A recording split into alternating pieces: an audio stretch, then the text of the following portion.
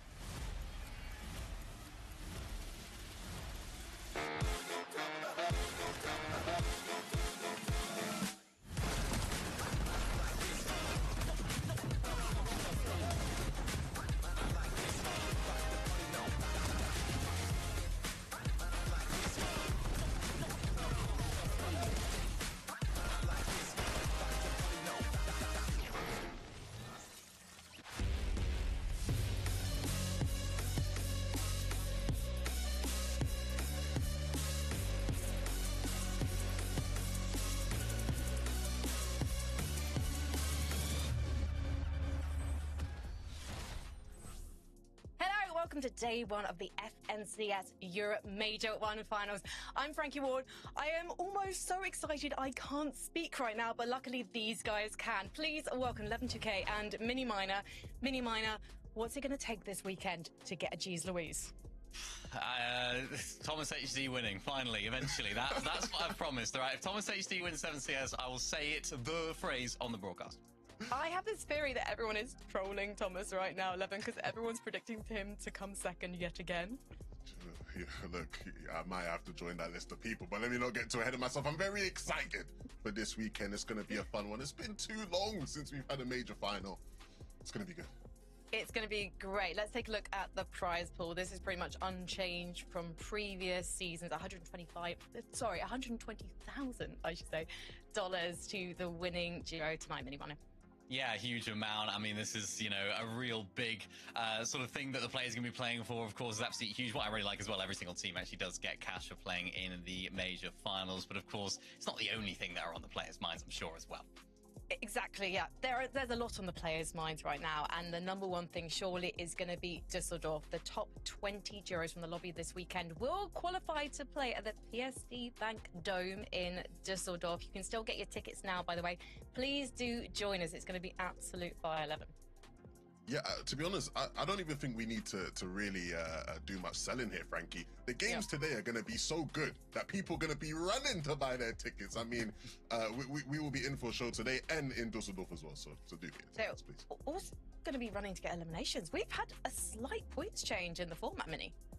Yeah, so when it comes to the major finals, of course, the more stacked lobby, a lot of players will be of higher quality than maybe the Heats in the previous round. So each elimination is now worth 4 points, which means, of course, players are going to be getting more rewarded for going for those riskier plays and trying to go for those eliminations. Of course, it is just that. It's riskier. Every single game matters. You've only got 12. It's a set lobby. It's the same teams around you. So, of course, there's going to be a little bit of that increase there, but nothing too crazy in the format.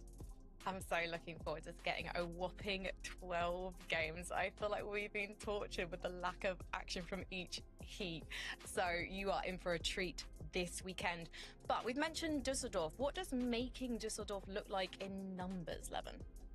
Yeah, look, shout out to Kinch. He's put some numbers together for us, and so I wanna take you guys through some of our Rust estimates, right? Look, don't blame Kinch. I know all of you like to blame Kinch when you don't qualify for stuff. You can't blame him on this one, right? We're gonna save him this time. Roughly, right, we sort of have a range of points to get some of these thresholds. You can see top 10, top 20. Obviously, Dusseldorf here in EU is going to be top 20. The top 20 teams qualify for the LAN, and you're going to need roughly 5 endgames, but not just any endgame, Mini, right? Not, making it to endgame doesn't necessarily mean you're getting a bunch of points. Our estimate is based off of like a good endgame, and a good endgame for us is sort of like a 5th place with 4 limbs. That's what we're sort of working off. That's around 60 points, right? So realistically, if you're one of the teams that's contested off spawn, that means, let's say you only win 6 out of your 12 games contesting, fighting people off spawn. You got to make 5 of them games count, which means there is hope for you while you're contested, right? Like, it's not completely impossible that you could go through and be a contested team and make it to the LAN. Yeah, I mean, even if you're an uncontested team as well, it can be very easy to rest on your laurels a little bit and think, yeah, top 20 should be straightforward. But when that goalpost is changed slightly, it can make it a little bit more precious and a little bit more difficult, maybe, to get into that top 20 as well. I mean, looking right there as well, top 5, getting those 9 end games is super important. So obviously that's just more of an estimate, but I'm sure a lot of the players, particularly the ones at the top, will be focusing on that win. Levin, I mean, if you could guarantee one of these duos to hit all of those benchmarks and much more, who would it be? This feels like such a silly question, but I'm asking it. Well, look, yeah, so what? The win was an estimate of around 10. You need realistically 10 good end games where you're getting 5th place with 4 limbs. I mean, there's only one team, Mini, that feels like they really do that on a consistent basis. And for me, it's got to be Sky and Scroll. I mean, in the heats, they quite literally did that. I think their games were something like 6th, 5th, 5th, 4th, 6th, right? Like, these guys just get these consistently good games. Yeah, super duper consistent. You can see from these stats right here as well. They're very, very consistent at getting into the top 10 and then, of course, converting that into the top 5. And I think the most important